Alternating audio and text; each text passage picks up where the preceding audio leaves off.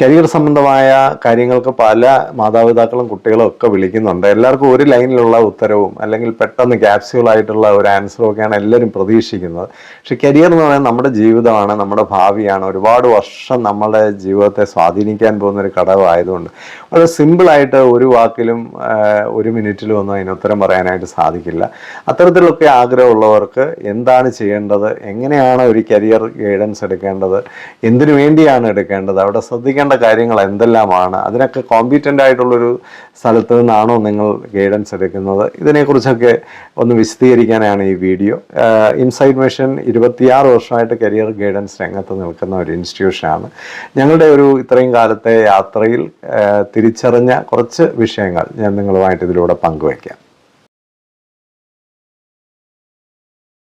Career സംബന്ധമായ കാര്യങ്ങളൊക്കെ തിരക്കിക്കൊണ്ട് പല പേരൻസും ഇപ്പോൾ വിളിക്കുന്നുണ്ട്. പ്രത്യേകിച്ച് +2 ഒക്കെ തീരാറാകുന്നു, ബയോളജി സയൻസാണ് എടുത്തിരിക്കുന്നത്, കമ്പ്യൂട്ടർ സയൻസാണ്, കൊമേഴ്സാണ് എന്നൊക്കെ പറഞ്ഞ് വിളിക്കുന്ന പലർക്കും ഒരൊറ്റ വാക്കിൽ അതിൻ്റെ ഉത്തരങ്ങളൊക്കെ കിട്ടിയാൽ ഏറ്റവും നല്ലതാണ്. ഏത് കോഴ്സിനാണ് ഇനിയും ഡിമാൻഡുള്ളത്, ഇനി എന്തിനാണ് പോകേണ്ടത്? സത്യത്തിൽ ഇപ്പം സാധാരണ ഇത്തരത്തിലുള്ള ചോദ്യങ്ങൾക്കൊക്കെ ഒറ്റ വാക്കിൽ ഉത്തരം പറയുന്ന ധാരാളം ആൾക്കാരുണ്ടായിരിക്കും. പക്ഷേ എന്നെപ്പോലൊരാളിനെ നിങ്ങൾ വിളിക്കുമ്പോൾ, ഈ വർഷത്തെ ഒരുപാട് ഈ രംഗത്ത് ഒരുപാട് എക്സ്പീരിയൻസ് ഉള്ള ഒരാളെന്ന നിലയിൽ ഞാൻ മനസ്സിലാക്കുന്നത്, നിങ്ങൾ ഒരു കോഴ്സ് തിരഞ്ഞെടുക്കുന്നതുകൊണ്ട് മാത്രമൊന്നും നമുക്കൊരു നല്ല കരിയർ ഉണ്ടാവില്ല, നല്ലൊരു ഭാവി ഉണ്ടാവില്ല. ഒരു കോഴ്സ് മാത്രമല്ല ഇതിനകത്തെ പ്രശ്നം. പല കാര്യങ്ങൾ അടിസ്ഥാനപരമായിട്ട് മനസ്സിലാക്കി വളരെ വസ്തുനിഷ്ഠമായൊരു വിലയിരുത്തലൊക്കെ നടത്തി ശരിയായ രീതിയിൽ തീരുമാനങ്ങളെടുത്ത് ഒരു കോഴ്സിന് ചേർന്ന് കഴിഞ്ഞിട്ടോ ആ കോഴ്സ് എങ്ങനെ ഫലപ്രദമായി നമ്മൾ ഉപയോഗിക്കണം, ഒരു ക്യാമ്പസ് എങ്ങനെ ഉപയോഗിക്കണം, എന്തെല്ലാം നൈപുണ്യങ്ങൾ ഇത് കഴിഞ്ഞിട്ട് നമ്മൾ നേടിയെടുക്കണം, ഇതെല്ലാം മനസ്സിലാക്കി ഒരു ബിഗ് പിക്ചർ അനലൈസ് ചെയ്ത് മുമ്പോട്ട് പോകുന്നവർക്കാണ് നല്ല ഭാവിയെ കിട്ടുന്നത്.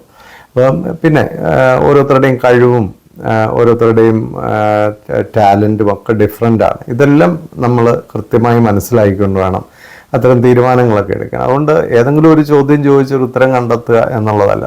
ചില ആൾക്കാരൊക്കെ അനുദ്രവന് വേണ്ടി വിളിക്കുന്നു, അമ്മാവനാണ് വിളിക്കുന്നത്, അനുദ്രവന് IAS പോകാൻ ആഗ്രഹമുണ്ട്, അല്ലെങ്കിൽ IITക്ക് പോകാൻ ആഗ്രഹമുണ്ട്, അങ്ങനെയൊക്കെ പറഞ്ഞ് വിളിക്കുമ്പോൾ നമ്മൾ മനസ്സിലാക്കേണ്ട ഒരു കാര്യം, ഇതൊരു കുട്ടിയാണ് ജീവിക്കേണ്ടത്, ഒരു കുട്ടിയാണ് അത്തരം ഒരു കരിയറിലേക്ക് പോകേണ്ടത്. അതുകൊണ്ട് ആ കുട്ടി ആ പിക്ചറിലില്ലാതെ അതിൻ്റെ ഒരു തീരുമാനമോ ചർച്ചയോ ചെയ്യുന്നതിനകത്ത് യാതൊരു കാര്യവുമില്ല.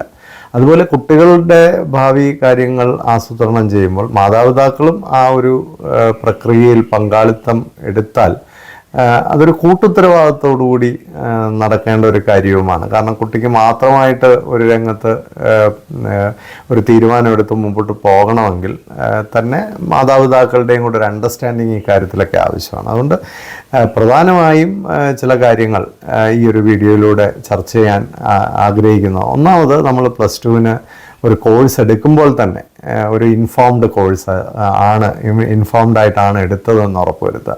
ഏറ്റവും പ്രധാനമായൊരു കാര്യം എന്ന് പറയുന്നത്, നിങ്ങൾ +2-ന് എടുത്ത കോഴ്സ് കുട്ടിക്ക് ചേർന്നാണോ. 10ാം ക്ലാസ് വരെ കുട്ടി പഠിച്ചു, പല വിഷയങ്ങളും പഠിച്ചു. ആ വിഷയത്തിൻ്റെയൊക്കെ അടിസ്ഥാനത്തിൽ കുട്ടിക്ക് സയൻസ് ആണോ, കൊമേഴ്സ് ആണോ, പിന്നെ ഹ്യൂമാനിറ്റീസ് ആണോ ചേരുന്നത്, അതൊരു പോളിടെക്നിക് ആണോ, ITA ആണോ ചേരുന്നത്, ഇതൊക്കെ, അല്ലെങ്കിൽ ഒരു വൊക്കേഷണൽ ഹയർ സെക്കൻഡറി ആണോ ചേരുന്നത്, ഇതിനെല്ലാം കാരണങ്ങളുണ്ട്. വെറുതെ പോയി നമ്മൾ എടുക്കുകയല്ല.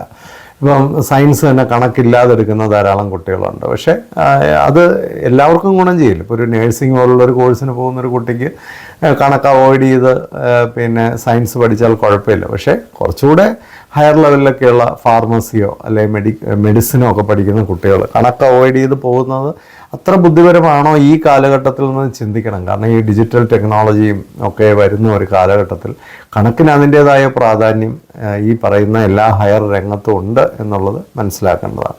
അപ്പോൾ കൃത്യമായിട്ട് കോഴ്സ് തിരഞ്ഞെടുക്കുന്ന ഒരു പ്രധാന ഘടകമാണ്. ചില കുട്ടികളൊക്കെ ഹ്യൂമാനിറ്റീസ് പോയെടുക്കും, പഠിക്കാൻ വലിയ കഴിവില്ല, അതുകൊണ്ട് ഹ്യൂമാനിറ്റീസ് എടുത്താൽ മതി. അപ്പം എവിടെയാണ് എന്ത് കഴിവാണുള്ളത്, എന്ത് കഴിവാണ് ഇല്ലാത്തത്? ഇപ്പോൾ വായിക്കാനും എഴുതാനും ഒക്കെ നല്ല കഴിവില്ലെങ്കിൽ ഹ്യൂമാനിറ്റീസ് എടുത്താൽ ബുദ്ധിമുട്ട് വരും. ഒരു കൊമേഴ്സൊക്കെ എടുക്കുന്ന ഒരു കുട്ടി ലോകപരമായ പിന്നെ അറിവുകളൊക്കെ നേടാൻ ആഗ്രഹമുള്ള, അല്ലെങ്കിൽ അങ്ങനെ അപ്ഡേറ്റ് ചെയ്യുന്ന ഒരാളായിരിക്കണം. ബിസിനസ് കാര്യങ്ങൾ, ലോകകാര്യങ്ങൾ, എക്കണോമി, സൊസൈറ്റി, പുതിയ പുതിയ പ്രോഡക്റ്റുകൾ, സർവീസുകൾ, ഇങ്ങനെയൊക്കെയുള്ള കാര്യങ്ങളെ അറിയാനും ഇഷ്ടപ്പെടാനും ഒക്കെ കഴിയുന്ന ഒരാളായിരിക്കണം.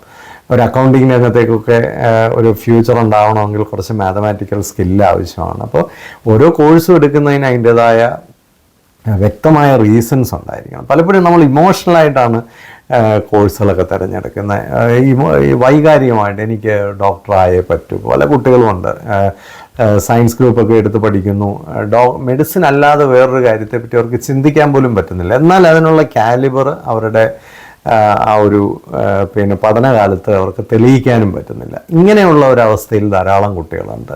എഞ്ചിനീയർ ആയേ പറ്റൂ, എഞ്ചിനീയർ അല്ലാതുള്ള ഒരു കാര്യവും ചിന്തിക്കാനേ പറ്റുന്നില്ല. ഇതൊക്കെ വെറും വൈകാരികമാണ്. ഇന്നത്തെ കാലത്ത് അത്തരം വൈകാരികമായ തീരുമാനങ്ങൾ നമ്മളെ തീർച്ചയായിട്ടും കൊണ്ടുവന്ന് കൂടുതൽ അപകടത്തിൽപ്പെടുത്തുകയുള്ളൂ. നമുക്ക് ഒരുപാട് സമയം നഷ്ടപ്പെടുകയും പണം നഷ്ടപ്പെടുകയും ഒക്കെ ചെയ്യാൻ കാരണമാകും. അപ്പം നമ്മളെ സംബന്ധിച്ച് നമുക്ക് വൈകാരികമായി എടുക്കേണ്ട ഒരു തീരുമാനമല്ല കരിയർ എന്ന് പറയുന്നത്. കാരണം ഒരുപാട് മിടുക്കരായ കുട്ടികൾ, വളരെ കറക്റ്റായിട്ടുള്ള കുട്ടികൾ വന്ന് മത്സരിക്കുന്ന ഓരോ രംഗത്തും നല്ല കോമ്പറ്റീഷൻ ഉണ്ട്. അപ്പോൾ ഏത് രംഗത്തേക്കും നമ്മൾ പോയാലും ആ രംഗത്തെ ടോപ്പ് ആകാൻ പറ്റുമെങ്കിൽ, ആ രംഗത്തെ ഏറ്റവും മികച്ച രീതിയിൽ നിൽക്കുന്ന ഒരാളിന് മാത്രമേ ആ രംഗത്ത് ഒരു സക്സസ് ഉണ്ടാക്കാനായിട്ട് പറ്റുള്ളൂ. അതുകൊണ്ട് നമുക്ക് വൈകാരികമായ അങ്ങനെ ഒരു ആഗ്രഹം ഉണ്ടെന്ന് പറഞ്ഞ് ബാക്കി എല്ലാവരും മാറി നിന്നിടത്തൊന്നും ഇല്ലല്ലോ. അതുപോലെ പിയർ പ്രഷറാണ് വേറൊന്ന്. എല്ലാ കുട്ടികളും അതിന് പോകുന്നു, ഞാനും പോകുന്നു. ഇപ്പോൾ 4 പേര് ഒരുമിച്ച് ജോർജിയയിലേക്ക് പോയ ഒരു കേസ് എനിക്കറിയാം. അവിടെ MBBS പഠിക്കാനായിട്ട് 4 പേര് ഒരുമിച്ച് പോകുന്നു.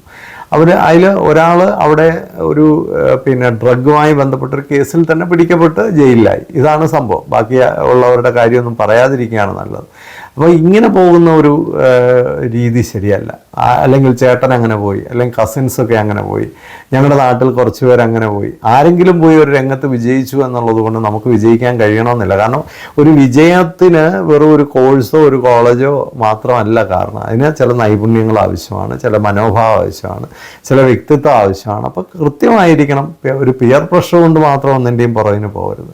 വേറൊന്ന് ദുരഭിമാനമാണ്. നമുക്ക് ചിലതൊക്കെ വലുതെന്നും ചിലതൊക്കെ ചെറുതെന്നും നമ്മൾ ധരിച്ചു വെച്ചിട്ടുണ്ട്. വെറുതെയാണ്, അതിലൊന്നും ഒരു കാര്യമില്ല. കാരണം ചില ചെറിയ കോഴ്സുകളൊക്കെ ചിലപ്പോൾ വലിയ ഓപ്പർച്യൂണിറ്റീസ് നിങ്ങൾക്ക് തന്നിരിക്കും. തിരിച്ച് ചില വലുതെന്ന് കരുതിയത് നിങ്ങൾക്ക് ഒരു ഓപ്പർച്യൂണിറ്റിയും തരാതിരിക്കും. കാരണം നിങ്ങൾ അതിനകത്ത് എത്ര കണ്ട് പിന്നെ എക്സലൻ്റ് ആവുന്നു എന്നുള്ളതിനെ ആശ്രയിച്ചാണ് നിങ്ങൾക്കുള്ള ഓപ്പർച്യൂണിറ്റിയും ഫ്യൂച്ചറും ഒക്കെ ഇരിക്കുന്നത്. ഒരു എക്സാമ്പിൾ പറയാനാണ്, എൻജിനീയറിങ്ങിന് പോയി ഒരു ദുരഭിമാനത്തിൻ്റെ പേരിൽ എൻജിനീയറിംഗ് എന്ന് പറയാമല്ലോ എന്ന് വെച്ചിട്ട് എൻജിനീയറിങ്ങിന് പോയി അവിടെ ചെന്നിട്ട് മീഡിയോക്രായി ഫിനിഷ് ചെയ്യുന്ന ഒരാളിന് ചിലപ്പോൾ ഒരു ജോലിയും കിട്ടിയില്ല എന്ന് വരും. നേരെ മറിച്ച് ഒരു കോളേജിൽ ചെന്ന ഒരു ഡിഗ്രി എടുത്ത കുട്ടിയെ സംബന്ധിച്ച് ആ കോഴ്സിൽ അവൻ മിടുക്കനായതുകൊണ്ട് അവന് ചിലപ്പോൾ ഒരു നല്ല ഓഫറോ ഒരു നല്ല പ്ലേസ്മെൻറ്റോ കിട്ടിയെന്നും വരും. അപ്പോൾ ഈ ദുരഭിമാനം നമുക്ക് പലപ്പോഴും ഗുണം ചെയ്യത്തില്ല. അതുപോലെ ഒന്നാണ് ഈ അമിതമായ അഡ്വർടൈസ്മെൻറ്റുകളുടെ സ്വാധീനം.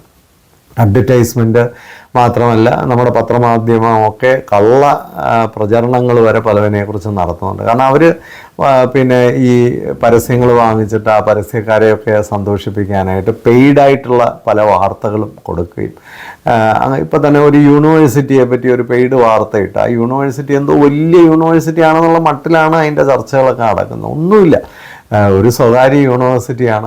അവർ 1-2 കോഴ്സുകൾ ചിലപ്പോൾ നല്ലതായിട്ട് നടത്തുന്നുണ്ടായിരിക്കും. അതിൻ്റെ പേരിൽ ബാക്കി എല്ലാം കൂടെ തട്ടിക്കൂട്ടി നടത്തും. ഇപ്പോൾ ഒരു യൂണിവേഴ്സിറ്റി എവിടെയെങ്കിലും തുടങ്ങിയിട്ട് ആ യൂണിവേഴ്സിറ്റിയുടെ പേരിൽ നാട് മുഴുവൻ അതിൻ്റെ സ്റ്റഡി സെൻറ്ററുകൾ നടത്തി കച്ചവടം നടത്തുന്നു. ഇതൊന്നും അത്ര ശരിയായ കച്ചവടങ്ങളല്ല. പണം ഉണ്ടാക്കുന്നത് മാത്രമാണ് ഒരു കച്ചവടത്തിൻ്റെ ലക്ഷ്യങ്ങൾ. അതൊരു കച്ചവടം പോലും അല്ല. വ്യഭിചാരം പോലും ഇതിനേക്കാളും എത്രയോ മാന്യതയുള്ളതാണ്.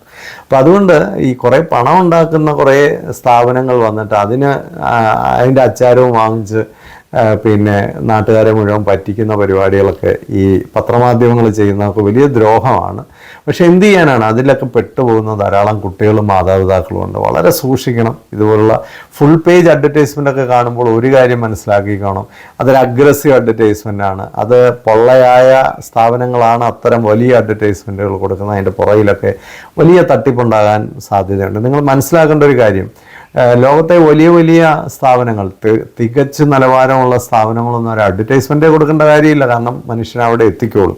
കാരണം അവരുടെ ആവശ്യമാണ് അവിടെ ചെന്ന് അവിടെ ഒരു അഡ്മിഷൻ എടുക്കുക എന്നുള്ളത്. അപ്പോൾ ഇതൊക്കെ നമ്മൾ നന്നായിട്ട് മനസ്സിലാക്കേണ്ട കാര്യമാണ്. പിന്നെ വളരെ പ്രധാനമായി മാതാപിതാക്കളും കുട്ടികളും ചിന്തിക്കേണ്ട ഒരു കാര്യം, അവനവൻ്റെ കഴിവ് എവിടെ നിൽക്കുന്നു, അവനവൻ്റെ ആപ്റ്റിറ്റ്യൂഡ്, ഒരു മേഖലയിലേക്കുള്ള അവൻ്റെ അഭിരുചി എവിടെ നിൽക്കുന്നു, മനോഭാവം എവിടെ നിൽക്കുന്നു. ഇതൊക്കെ വളരെ പ്രധാനമാണ്. അഭിരുചി മാത്രം പോരാ. ഇപ്പം നല്ല അഭിരുചി, കണക്കിന് ഭയങ്കര അഭിരുചിയുള്ളൊരു ആളാണ്, കമ്പ്യൂട്ടർ പഠിക്കാനൊക്കെ പോയാൽ അവിടെ വേണ്ട ചില പേഴ്സണാലിറ്റി ഉണ്ട്. പ്രത്യേകിച്ച് ഒരു സ്ക്രീനിൻ്റെ മുമ്പിൽ അടങ്ങിയിരുന്ന് മണിക്കൂറുകളോളം ചിലപ്പോൾ നമ്മൾ വർക്ക് ചെയ്യേണ്ടതായിട്ടൊക്കെ വരും. അപ്പോൾ അഭിരുചി മാത്രം കൊണ്ട് കാര്യമില്ല, അഭിരുചിയോടൊപ്പം തന്നെ അതിന് ചേർന്നൊരു ഏത് മേഖലയിലേക്ക് പോകുമ്പോഴും ആ മേഖലയ്ക്ക് ചേർന്നൊരു മനോഭാവം ഉണ്ടായിരിക്കണം. ചില പ്രത്യേക മൂല്യങ്ങൾ, ഇപ്പോൾ ഒരു ഡോക്ടർ ആകുന്ന ഒരാൾ നല്ല മൂല്യബോധം ഇല്ലാത്ത ഒരാളാണെങ്കിൽ അവസാനം അറിയപ്പെടുന്നത് ഏതെങ്കിലുമൊക്കെ തട്ടിപ്പിൻ്റെയും വെട്ടിപ്പിൻ്റെയും ഒക്കെ പേരിലാകാം. അതുകൊണ്ട് നല്ല മൂല്യബോധം വേണം. ചില മേഖലയിലൊക്കെ നല്ല സംസ്കാരം വേണം. ചില മേഖലയിലൊക്കെ ശാരീരികമായ വലിയ ക്ഷമത വേണം. ചില മേഖലയിലൊക്കെ ബുദ്ധിപരമായിട്ടുള്ള അനലിറ്റിക്കൽ, ലോജിക്കൽ, ക്രിട്ടിക്കൽ സ്കില്ലുകളൊക്കെ ആവശ്യമാണ്. ചില മേഖലയിലൊക്കെ മാനുഷികമായ വലിയ ഒരു പ്രതിഫലനം വേണം. ചില മേഖലയിലൊക്കെ ഒരുപാട് ആൾക്കാരുമായിട്ട് ഇടപെട്ട് നിൽക്കേണ്ട മേഖലകളാണ് അവിടെ. അതിനുവേണ്ട ഹ്യൂമൻ സ്കില്ല് വേണം. ഇപ്പം ഇത്തരത്തിൽ ഏത് മേഖലയിലേക്ക് പോകുമ്പോഴും നമുക്ക് ചില അനിവാര്യമായ ഘടകങ്ങളൊക്കെ നമ്മളിൽ ഉണ്ടായിരിക്കണം. ഇത് നമ്മളൊന്ന് അസസ് ചെയ്യണം. സ്വന്തമായി അസസ് ചെയ്യാൻ കഴിയില്ലെങ്കിൽ അറിവുള്ള ആൾക്കാരുമായിട്ടൊക്കെ ഡിസ്കസ് ചെയ്യുന്നത് വളരെ നന്നായിരിക്കും. പിന്നെ ചിലർക്ക് നല്ല പ്രേരണയും മോട്ടിവേഷനും ഉണ്ട്, ചിലർക്ക് അതില്ല. അപ്പോൾ വലിയ വലിയ മേഖലകളിലൊക്കെ പോയി ഉന്നത വിജയമൊക്കെ നേടി നല്ലൊരു കരിയറിലൊക്കെ എത്തണമെങ്കിൽ വർഷങ്ങൾ ചിലപ്പോൾ ആ മേഖലയ്ക്ക് മെനക്കെടേണ്ടതായിട്ട് വരും. ഇപ്പോൾ ഒരു മെഡിക്കൽ ഡിഗ്രിയൊക്കെ എടുക്കുന്ന ഒരാളിനെ സംബന്ധിച്ച് ഒരു 10-15 വർഷം എടുക്കും നല്ലൊരു റെപ്യൂട്ടഡ് ഡോക്ടറൊക്കെ ആയി മാറണമെങ്കിൽ. അപ്പം അത്രയും വർഷം നമ്മൾ നമ്മുടെ പ്രേരണയും മോട്ടിവേഷനും ഒക്കെ നിലനിർത്താൻ കഴിഞ്ഞെങ്കിൽ മാത്രം, ആ ഹാർഡ് വർക്ക് സസ്റ്റെയിൻ ചെയ്യാൻ കഴിഞ്ഞെങ്കിൽ, അതുപോലെ ആ പെർസിസ്റ്റൻസോടെ ആ രംഗത്ത് നിന്നാൽ പിന്നെ എങ്കിൽ മാത്രമേ നമുക്ക് വിജയിക്കാനായിട്ട് പറ്റുള്ളൂ. അപ്പം അതിനുള്ള ഒരു മോട്ടിവേഷനാണ്, മനോഭാവമൊക്കെ ഉള്ള ഒരാളാണോ നമ്മൾ വളരെ പ്രധാനമാണ്. അതുപോലെ തന്നെ വളരെ പ്രധാനമായ ഒരു കാര്യമാണ് നമ്മൾ പഠിക്കാൻ പോകുന്ന ഇൻസ്റ്റിറ്റ്യൂഷൻ. നിലവാരം കുറഞ്ഞ ഇൻസ്റ്റിറ്റ്യൂഷനിലൊക്കെ ചെല്ലുമ്പോൾ നമ്മുടെ കൂടെ പഠിക്കുന്നതും വളരെ ഉഴപ്പുള്ള നിലവാരമില്ലാത്ത കുട്ടികളായിരിക്കും, പഠിപ്പിക്കുന്ന അതിനേക്കാളും ദുരന്തം ഉള്ള ആൾക്കാരായിരിക്കും. അപ്പോൾ സ്വാഭാവികമായിട്ടും നല്ല ഇൻസ്റ്റിറ്റ്യൂഷൻസിൽ നല്ല ഫാക്കൽറ്റിയും നല്ല ക്ലാസ്മേറ്റ്സും നല്ല ഫെസിലിറ്റീസും നല്ല പ്ലേസ്മെൻറ്റ് ഓപ്പർച്യൂണിറ്റീസും നല്ല പിന്നെ ഒരു എൻവയോൺമെൻറ്റും ഒരു ഗ്രോത്ത് ഓറിയൻറ്റഡ് എൻവയോൺമെൻറ്റും ഒക്കെ അവിടെ ലഭിച്ചു വന്നിരിക്കും. അപ്പോൾ നല്ല ഇൻസ്റ്റിറ്റ്യൂഷനിൽ ചെല്ലുക എന്നുള്ളത് വളരെ പ്രധാനമാണ്.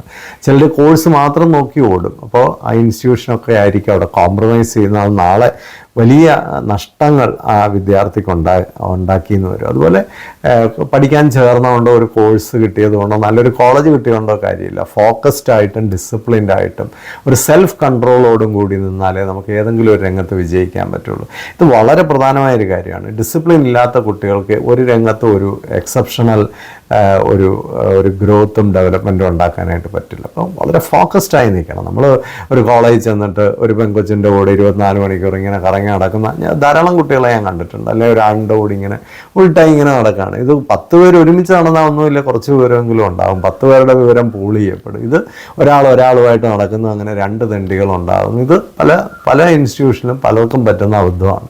അനാരോഗ്യപരമായ കുറേ ഇമോഷണലായിട്ടുള്ള ഒരു റിലേഷൻഷിപ്പുമായിട്ട് നടന്ന് യാതൊരു തരത്തിലുള്ള ഗ്രോത്തും കിട്ടാതെ അവസാനം ഒന്നിനും കൊള്ളാതെ 2 പേരും പരാജയപ്പെടുന്ന അവസ്ഥ പലർക്കും ഉണ്ടായിട്ടുണ്ട്. ഇതൊക്കെ ഒരു എക്സ്പീരിയൻസ്, ഒരുപാട് കണ്ടും കേട്ടും അനുഭവിച്ചുള്ള എക്സ്പീരിയൻസിൽ നിന്നാണ് ഷെയർ ചെയ്യാനായിട്ട് ശ്രമിക്കുന്നത്. അതുപോലെ തന്നെ ഏത് മേഖലയിലേക്ക് പോകുമ്പോഴും ആ മേഖലയ്ക്ക് വേണ്ട സ്കിൽസ് ഉണ്ട്. അതിന് വേണ്ട നൈപുണ്യങ്ങൾ നമ്മൾ വളർത്തിയില്ലെങ്കിൽ, ഇപ്പം ഓരോ രംഗത്ത് ചിലയിടത്ത് മനുഷ്യരുമായിട്ട് ഇടപെടാനുള്ള കഴിവ് വളരെ കൂടുതൽ വേണം, ചിലയിടത്ത് കമ്മ്യൂണിക്കേഷൻ സ്കില്ല് വളരെ കൂടുതൽ വേണം, ചിലയിടത്ത് ധൈര്യം വളരെ കൂടുതൽ വേണം, ചിലയിടത്ത് പ്രോബ്ലം സോൾവിങ് സ്കില്ലായിരിക്കും കൂടുതൽ വേണ്ടത്, ചിലയിടത്ത് പെട്ടെന്ന് തീരുമാനങ്ങൾ എടുക്കുകയും പെട്ടെന്ന് ഇംപ്ലിമെൻറ്റ് ചെയ്യുകയും ഓർഗനൈസ് ചെയ്യുകയും പ്ലാൻ ചെയ്യുകയും ഒക്കെ ചെയ്യുന്ന സ്കില്ലുകൾ വേണം, ചിലയിടത്ത് ടെക്നിക്കൽ സ്കില്ല് വേണം, ചിലയിടത്ത് കമ്പ്യൂട്ടർ സ്കില്ല് ഒരുപാട് കൂടുതൽ വേണം. അപ്പോൾ ഇത്തരത്തിലുള്ള അനുബന്ധമായ സ്കില്ലുകൾ, ഏത് കോഴ്സുമായും ബന്ധപ്പെട്ട അനുബന്ധ സ്കില്ലുകൾ നമുക്കില്ലെങ്കിലും ഇതേ പ്രശ്നങ്ങൾ നമുക്കുണ്ടാകും. അപ്പോൾ സ്കില്ലില്ലെങ്കിൽ നമുക്ക് ആ തൊഴിൽ രംഗത്ത് വിജയിക്കാനായിട്ട് പറ്റില്ല. സ്കില്ലുള്ളവരുമായിട്ട് മത്സരിക്കുമ്പോൾ നമ്മളവിടെ പരാജയപ്പെട്ടു പോകാൻ സാധ്യതയുണ്ട്. അതുപോലെ ഇത് അപ്പൻ്റെയോ അമ്മയുടെയോ അമ്മാവൻ്റെയോ ഒന്നും ജോലിയല്ല, നമ്മുടെ ജോലിയാണ്, നമ്മളാണ് പഠിക്കേണ്ടത്. ഒരു ഗ്രാജുവേഷനിലേക്കൊക്കെ ചെന്ന് കഴിഞ്ഞാൽ പിന്നെ ഒരു കാരണവശാലും പേരൻസ് അതിൻ്റെ പുറകെ നടക്കും. ഇപ്പോൾ കോളേജുകളിലൊക്കെ പേരൻസിനെ വിളിപ്പിക്കുകയും പേരൻസുമായിട്ട് ചർച്ച ചെയ്യുകയൊക്കെ ചെയ്യുമ്പോൾ സത്യം പറഞ്ഞാൽ ആ ഒരു രീതി തന്നെ നമ്മൾ മാറണം. ഒരു ഗ്രാജുവേഷൻ പ്രോഗ്രാമിലേക്കൊക്കെ ഒരു കുട്ടി വന്നു കഴിഞ്ഞാൽ ആ കുട്ടിയുടെ പൂർണ്ണ ഉത്തരവാദിത്വമായിട്ട് ആ കോഴ്സ് മാറുകയും ആ കോഴ്സിൽ വരുത്തുന്ന പ്രോബ്ലമോ ക്യാമ്പസിൽ വരുത്തുന്ന പ്രോബ്ലത്തിനൊക്കെ കുട്ടിക്ക് തന്നെ ശിക്ഷാ നടപടികൾ എടുക്കുകയും പിന്നെ അതിൻ്റെ നഷ്ടങ്ങൾ കുട്ടി തന്നെ സഹിക്കുകയും ഒക്കെ ചെയ്യുന്ന ഒരു രീതിയിലേക്ക് നമ്മുടെ സമൂഹത്തിൽ ക്യാമ്പസും ഇൻസ്റ്റിറ്റ്യൂഷൻസും ഒക്കെ മാറണം. കാരണം ഇതിനൊന്നും അച്ഛനെയും അമ്മയും വിളിച്ചുകൊണ്ട് വരണം. അവർ ഫിനാൻഷ്യലി സപ്പോർട്ട് ചെയ്യുന്നതാണ് വലിയ കാര്യം. ബാക്കി കാര്യങ്ങളൊക്കെ ഒരു വിദ്യാർത്ഥിയുടെ റെസ്പോൺസിബിലിറ്റി ആയിട്ട് മാറുകയും ഇനി എന്തെങ്കിലും ഒരു കുറ്റം ഒരു കുട്ടി ചെയ്താൽ അതിന് അവർക്ക് കറക്റ്റീവായിട്ടുള്ള ചില അസൈൻമെൻറ്റ്സുകൾ അവർക്ക് കൊടുക്കുകയും അത് ചെയ്ത് ഡിസിപ്ലിൻഡ് ആയിട്ട് വന്ന് അത് കംപ്ലീറ്റ് ചെയ്യാനുള്ള അവസരങ്ങൾ അവർക്ക് കൊടുക്കുകയും ഒക്കെ ചെയ്യുന്ന ഒരു രീതിയാണ് നമുക്ക് ആവശ്യം. അല്ലാതെ ഇതിനെല്ലാം അച്ഛനെയും അമ്മയും വിളിച്ചുകൊണ്ട് വന്നുകൊണ്ട് കുട്ടി അന്നേരവും ഒരു ശിക്ഷ അനുഭവിക്കുന്നില്ല, കുട്ടിക്ക് അന്നേരവും യാതൊരു തരത്തിലുള്ള നഷ്ടങ്ങളും ഇല്ല, ഒരു പേഴ്സണൽ പെയിൻ ഇല്ല. എങ്ങനെയാണ് പിന്നെ വിദ്യാർത്ഥിക്ക് മാറ്റം ഉണ്ടാകുന്നത്? അപ്പോൾ വിദ്യാർത്ഥി ഏത് തരത്തിലുള്ള കുറവുകൾ കാണിച്ചാലും ഇപ്പോൾ പിന്നെ അറ്റൻഡൻസ് ഇല്ലാത്ത ഒരു കുട്ടിയെ സംബന്ധിച്ച് അവൻ എന്ത് ചെയ്താൽ അപ്പൻ്റേന്ന് കുറച്ച് പണം വാങ്ങിച്ചു കൊടുത്ത് അറ്റൻഡൻസ് ഉണ്ടാക്കുക എന്നുള്ളത് ഒരു തെറ്റായ രീതിയാണ്. അതൊക്കെ പണം ഉണ്ടാക്കാൻ വേണ്ടി യൂണിവേഴ്സിറ്റികൾ നടത്തുന്ന ഇത്തരം രീതികളൊക്കെ വളരെ തെറ്റാണ്. അതുപോലെ തന്നെ പിന്നെ ഒരു റീവാലുവേഷന് വേണ്ടി ഒരു കുട്ടി അപ്ലൈ ചെയ്തു, ആ റീവാലുവേഷനിൽ ഒരു 10% കൂടുതൽ പിന്നെ ഡിഫറൻസ് ഉണ്ടെങ്കിൽ ആ പണം ആ കുട്ടിക്ക് തിരിച്ചു കൊടുക്കണം. അപ്പോൾ അങ്ങോട്ടും ഇങ്ങോട്ടും ഈ റെസ്പോൺസിബിലിറ്റി ഇൻസ്റ്റിറ്റ്യൂഷൻ കൊണ്ടാണ്, വിദ്യാർത്ഥികൾക്കൊണ്ടാണ്. ഇതെല്ലാം അപ്പനെയും അമ്മയും പീനലൈസ് ചെയ്യാനുള്ള സാഹചര്യങ്ങളായിട്ട് മാറ്റുന്ന ഒരു ദുരന്തമാണ്. അതുപോലെ ഇതൊരു വ്യക്തിപരമായ ആവശ്യമായിട്ട് ഓരോരുത്തരുടെയും കരിയർ മാറണം. ഓരോരുത്തരുടെയും കരിയർ എന്ന് പറയുന്നത് അവരവരുടെ റെസ്പോൺസിബിലിറ്റിയാണ്. അതിനകത്ത് വേറെ ആരെയും ഉത്തരവാദിത്തപ്പെടുത്തിയിട്ട് കാര്യമില്ല. പിന്നെ കരിയർ നമ്മൾ പഠിച്ച മേഖലയിൽ തന്നെ നമുക്ക് ജോലി ചെയ്യാൻ പറ്റണമെന്നൊന്നുമില്ല. ആർട്ടിഫിഷ്യൽ ഇൻ്റലിജൻസ് ഒക്കെ കടന്നു വരുന്ന ഈ കാലത്ത് ചിലപ്പോൾ നമ്മൾ പഠിച്ച മേഖലയിൽ ജോലി ചെയ്യാൻ പറ്റിയെന്ന് വരില്ല. അങ്ങനെയൊക്കെ വരുമ്പോൾ നമ്മുടെ സ്കിൽസ്, നമ്മളിലുള്ള പോർട്ടബിൾ സ്കിൽസ് എന്ന് പറയും, ഈ രംഗത്ത് നിന്ന് വേറൊരു രംഗത്തേക്ക് എടുത്തുകൊണ്ട് പോകാൻ പറ്റുന്ന സ്കില്ലുകൾ എന്തൊക്കെയാണ് അത് എടുത്തുകൊണ്ട് പോയി മറ്റു മേഖലകളിലൊക്കെ ജോലി അന്വേഷിക്കുകയും കുറച്ച് ഫ്ലെക്സിബിളായിട്ട് പിന്നെ സാഹചര്യങ്ങൾക്കനുസരിച്ച് മാറി പുതിയ മേഖലയിലൊക്കെ ജോലി അന്വേഷിക്കുകയും ജോലി എടുക്കുകയും ഒക്കെ ചെയ്യേണ്ടി വരും. നമ്മൾ വളരെ റിജിഡായിട്ടിരുന്നാലൊന്നും നമുക്ക് ചിലപ്പോൾ ഇനിയുള്ള കാലത്ത് പിടിച്ചു നിൽക്കാൻ പറ്റിയെന്നൊന്നും വരില്ല. അപ്പോൾ ഇത്തരത്തിലൊക്കെ നമ്മൾ ഒരു വിഷയം പഠിച്ചു എന്നുള്ളത് കൊണ്ട് അവിടെ തന്നെ ജോലി ചെയ്യണമെന്നില്ല, ഒരു പ്രൊഫഷൻ പഠിച്ചുകൊണ്ട് അവിടെ തന്നെ ജോലി ചെയ്യണമെന്നില്ല, നമ്മൾ ആഗ്രഹിക്കുന്ന രാജ്യത്തോ ആഗ്രഹിക്കുന്ന സ്ഥലത്തോ ജോലി കിട്ടണമെന്നില്ല. അപ്പോൾ ഇങ്ങനെയൊക്കെയുള്ള മാറ്റങ്ങൾക്കനുസരിച്ച് നമ്മുടെ പേഴ്സണാലിറ്റിയിലൊക്കെ അതിന് വേണ്ട ഒരു വൈബ്രൻസ് വരട്ടെ. എല്ലാവർക്കും നല്ല കരിയർ ഉണ്ടാവണം. അതിനുവേണ്ടി നല്ല ചർച്ചകൾ, ഒരു തീരുമാനമൊക്കെ എടുക്കുന്നതിന് മുമ്പ് ഏറ്റവും നല്ലത് അതിന് പറ്റുന്ന പ്രൊഫഷണൽസ് ആയിട്ടുള്ള കരിയർ കൗൺസിലേഴ്സുമായിട്ടൊക്കെ ബന്ധപ്പെട്ട് ചർച്ച ചെയ്ത് കാര്യങ്ങൾ, മാതാപിതാക്കളും കുട്ടികളും ഒരുമിച്ചിരുന്ന് ചർച്ച ചെയ്ത് കാര്യങ്ങളൊക്കെ തീരുമാനിക്കുന്നതാണ് നല്ലത്. ഈ അക്കാഡമിക് ഇയറിൻ്റെ അവസാനമൊക്കെ ആകുമ്പോൾ ഒരു കരിയർ ഗൈഡൻസ് സെഷനൊക്കെ കുട്ടികൾക്ക് കൊടുക്കാൻ കഴിയുന്നവരെങ്കിലും അതൊന്ന് കൊടുത്ത് കുട്ടികളുടെയൊക്കെ ജീവിതം കുറേ കൂടെ ധന്യമാക്കാനായിട്ട് സാധിക്കും. അതുപോലെ തന്നെ ഈ ആപ്റ്റിറ്റ്യൂഡ് ടെസ്റ്റ് എന്നൊക്കെ പറയുന്നത് ഒരു 100% ഗ്യാരണ്ടി ഉള്ളൊരു കാര്യമല്ല. ആപ്റ്റിറ്റ്യൂഡ് ടെസ്റ്റൊക്കെ ചില സൂചനകൾ തരും എന്ന് മാത്രമേ ഉള്ളൂ. അതുകൊണ്ട് അത്തരം മെക്കാനിക്കൽ ടെസ്റ്റുകളിൽ മാത്രം നമ്മുടെ അന്വേഷണങ്ങൾ ഒതുങ്ങി നിൽക്കാതെ വളരെ ഗൗരവമായിട്ട് ഇത്തരം കാര്യങ്ങൾ ചർച്ച ചെയ്യാൻ പറ്റുന്ന ആൾക്കാരുമായിട്ടൊക്കെ കണ്ട് ചർച്ച ചെയ്തൊക്കെ മുമ്പോട്ട് പോയാൽ എല്ലാവർക്കും നല്ല ഭാവി ഉണ്ടാകും. എല്ലാവർക്കും നല്ല ഭാവി നേരുന്നു. Thank you so much.